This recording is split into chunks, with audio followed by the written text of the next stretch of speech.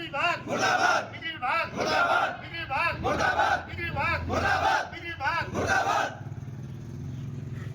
पानी दे न सके वो सरकार निकम्मी है, बिजली पानी दे न सके वो सरकार निकम्मी है, बिजली पानी दे न सके वो सरकार निकम्मी है, बिजली पानी दे न सके वो सरकार निकम्मी है, बिजली पानी दे न सके वो सरकार निकम्मी है। बिजली विभाग मुर्दाबाद, बिजली विभाग मुर्दाबाद। जितनी अव्यवस्था इस टाइम है सीकरी में, हमारी जिंदगी में इतनी बुरी व्यवस्था कभी भी नहीं रही। जब नगर से लाइन आती थी 33 केवी की, उस टाइम भी इतनी बुरी व्यवस्था नहीं थी। हमें बड़ी उम्मीद थी कि 132 केवी का बिजली घर हमारे पड़ोस में बन गया डारुक में, और अब हमें लाइट की सप्लाई बहुत बढ़िया मिलेगी, 24 घंटे हमारे यहाँ लाइट रहेगी। पर दिनों दिन स्थिति बढ़िया होने की बजाय बिगड़ती ही जा रही है। और जब बिजली नहीं आती तो पानी भी नहीं आता, पानी आता भी है तो खारा सप्लाई होता है। चंबल वाले पानी का हमें पता ही नहीं है, दर्शन ही नहीं होते। कितने कितने दिन पता नहीं कहाँ वो खेतों में लगता है या रास्ते में चोरी हो जाता है, कोई पता नहीं। और कोई इस चीज़ को सुनने वाला नहीं है, कोई देखने वाला नहीं है, सप्लाई सुधारने वाला नहीं है। कई बार बीजेपी के वर्करों ने, मंत्री जी से भी बात हुई है, उन्होंने भी 10 दिन पहले कहा था कि मैं एससी साहब को भेज रहा हूँ और बहुत जल्दी व्यवस्था सुधर जाएगी। पर उस दिन के बाद भी लाइट की व्यवस्था रोजाना की रोजाना बिगड़ती चली जा रही है। और मैं सरकार से अपील करता हूँ कि इस और ध्यान दें।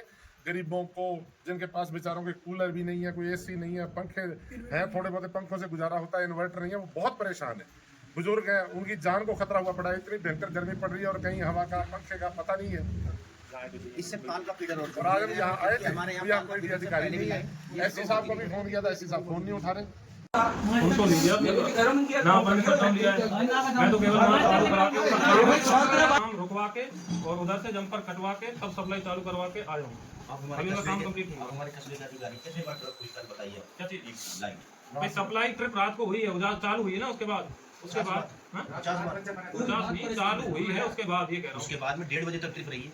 आज फीडर ट्रिप नहीं रहा है। डेली होता क्या है, मेरी बात तो सुन लीजिए। अभी जैसे सप्लाई है 5 घंटे का बंद रही है, बंद रहने के बाद एकदम लोड आएगा। लोड आएगा तो ट्रांसफार्मर पे जो भी केबल है वो बंट होंगी।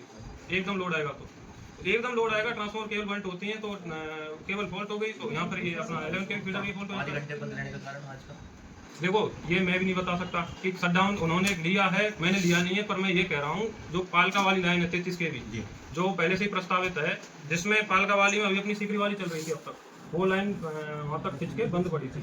लेकिन अभी पालका वाली लाइन को वहाँ से 132 से जोड़ रहे हैं, वो जोड़ रहे हैं तो उसके साथ में अपनी सीकरी वाली लाइन बंद रहती है, क्योंकि दोनों की क्रॉसिंग है RUPM की है। डिस्कॉम मेरे को आप 24 घंटे सप्लाई मिल जाए यहाँ से, 24 में से हो सकता है 1 घंटे यहाँ कटौती रहे किसी कारण से, मैं 23 घंटे सप्लाई दे दूंगा। अब मेरे को यहाँ 24 घंटे नहीं मिलेगी, मैं कहाँ दे दूंगा? तो आपको कौन देगा? मैं क्या कह रहा हूँ, यहाँ अभी मेरी 5 घंटे सप्लाई बंद रही है PSS की, तो यही सप्लाई बंद है तो आगे कैसे जाता? भैया बात तो समझ लायक है ना।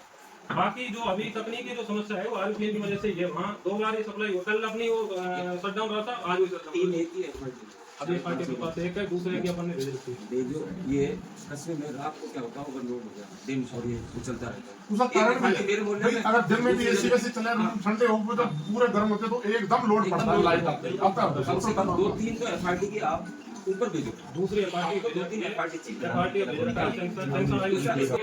नहीं है, मेरे को पता है उसका। एक तो आप पे उसमें बिल बकाया कई, फिर भी मैंने सुन ले यार।